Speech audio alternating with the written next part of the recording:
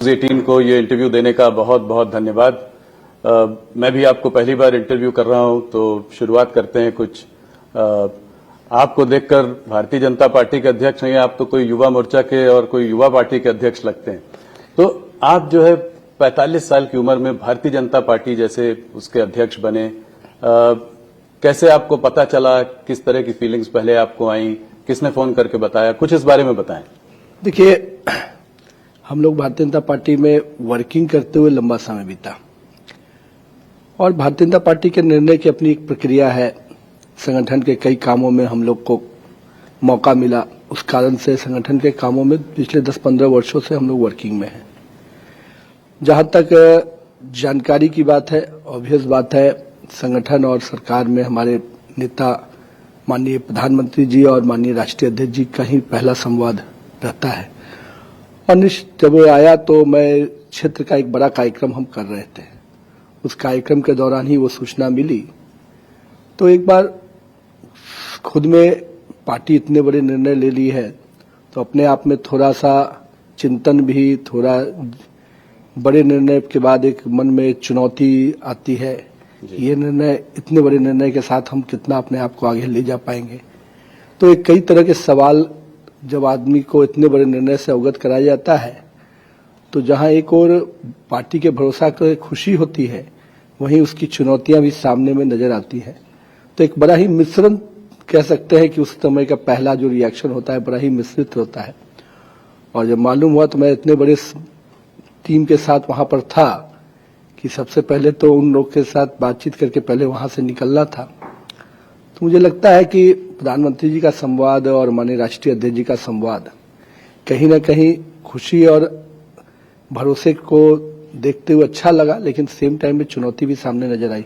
ये एक तरीके का बड़ा जनरेशनल शिफ्ट है भारतीय जनता पार्टी के लिए। आप काम करते हैं अपने से सीनियर लीडर से, मिनिस्टर्स हैं जो आपसे सीनियर हैं, तो क्या टिप्स दिया आपको प्रधानमंत्री और अमित भाई ने? देखिए, प्रधानमंत्री जी का जो पहला ट्वीट है वही उनका असेसमेंट है मेरे बारे में जी, और मैं मानता हूं कि वही मेरे लिए उनका रोड मैप या गाइडलाइन है भविष्य के आगे चलने के लिए।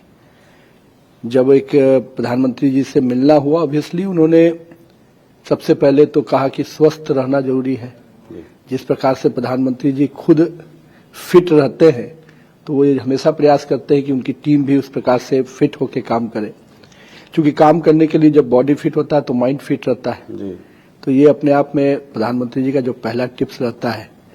दूसरी जो चीजें रहती है कि एक गाइडलाइन, एक सीनियरिटी के नाते, एक अभिभावक के नाते, क्योंकि एक बड़े सवर में आप आए हैं तो उसकी कठिनाइयां, उसकी चुनौतियां, उसके जजमेंट के तरीके, कई ऐसी चीजें थी। और मुझे तो लगता है कि कोई एक दिन नहीं, हर दिन प्रधानमंत्री जी का जो गाइडलाइन है वो हम लोग को काम आता है। आपको स्टैब्लिश करने के लिए उन्होंने भी आपको बॉस कहा, अपना बॉस बताया। देखिए, यही भारतीय जनता पार्टी के संगठन की खूबसूरती है कि अध्यक्ष का पद सर्वोच्च होता है और उस परिपाटी से सभी कार्यकर्ता, चाहे वो प्रधानमंत्री भी क्यों न हो, अपने आप को उस अध्यक्ष के पद की गरिमा से जोड़ के देखते हैं।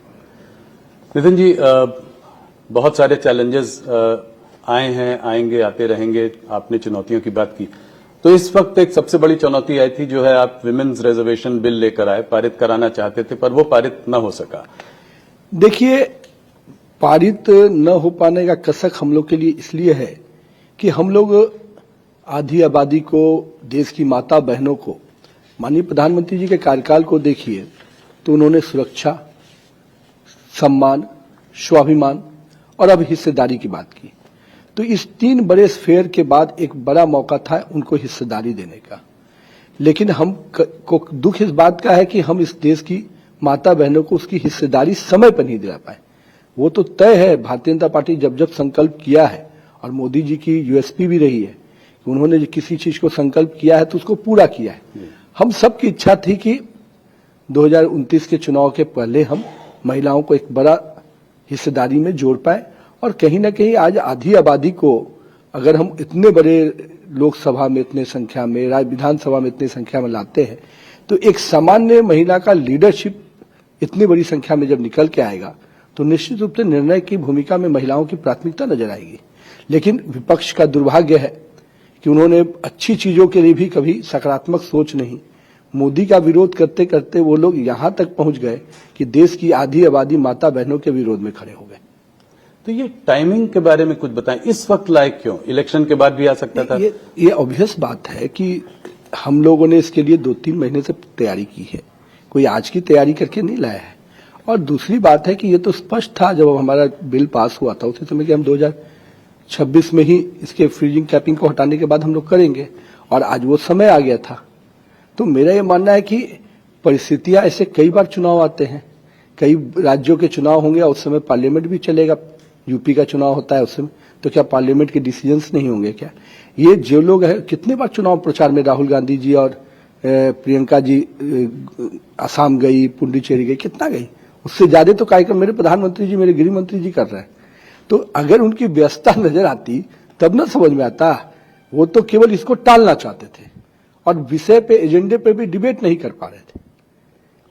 तो आपने तैयारी की बात की, तो ऑपोजिशन का कहना है कि कोई सलाह मशवरा नहीं किया, कोई उनसे विचार विमर्श नहीं किया और इसको जो है सीधा ले आके उसको जल्दीबाजी में निकालने का वो था। विपक्ष अपने अंतरात्मा से पूछे कि उनसे बातचीत हुई कि नहीं हुई, ये उनको बताना चाहिए।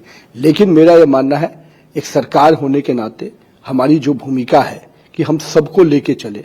हम हमेशा मानते हैं कि विपक्ष भी सरकार का अंग है और उसके साथ समन्वय करके काम करना निश्चित रूप से हमारी प्राथमिकता रहती है। तो पहले बातचीत की थी आपने? निश्चित रूप से उसके कई दौर के बातचीत जो होते हैं उसमें सारी पार्टियों से, कांग्रेस से, समाजवादी से। देखिए, जो प्रक्रियात्मक बातचीत होती है निश्चित रूप से प्रयास किया गया। अगर उनके मन में था कि इसकी क्रेडिट की जाए तो प्रधानमंत्री जी ने हाउस के फोरम से कहा कि हम आपके नाम का एडवर्टीजमेंट भी दे देंगे कि आपके ही सहयोग से हुआ। लेकिन उनको नाम से ज्यादा मोदी के विरोध में ध्यान रहता है।